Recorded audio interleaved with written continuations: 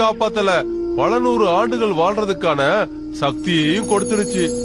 ஆனா அதே நேரத்துல என்ன பாதி யானையாவும் பாதி மனுஷனாவும் மாத்திடுச்சு. பாதி யானை பாதி மனுஷன். கதை ரொம்ப நல்லா இருக்கே. இந்த யானை தீவுக்கா உயிரையும் கொடுப்பேன். அதனாலதான் இங்க யாரையும் வரவிடாம நான் தடுத்துக்கிட்டு இருக்கேன். நான் இந்த மாதிரி செய்யறது சரிதானே? நீ சொல்றது ரொம்ப சரி பால்பா. இந்த விஷயம் மட்டும் வேற யாருக்காவது தெரிஞ்சிருந்ததுன்னா இந்த உலகமே இந்த தீவை தேடி வந்திருக்கும்.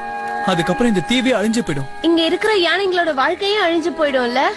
அதனாலதான் சொல்றேன், நீங்க 3 பேரும் இங்கே இருந்துருங்களேன், ரொம்ப நல்லா இருக்கும். நாங்களும் இங்கே இருக்கவா?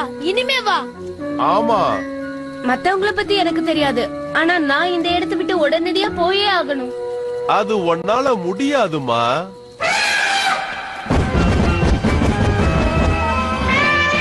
சுராயா, ஹக்கீம், மரத்துக்கு பின்னாடி வாங்க.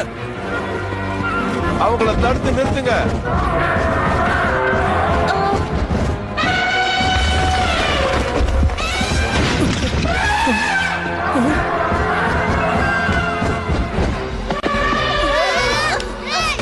எனக்கு இறக்கி விடு. நீ கொஞ்சம் மெதுவா பேசு சராயா. கோபப்பட்டதுன்னா என்ன பண்ணுனே தெரியாது.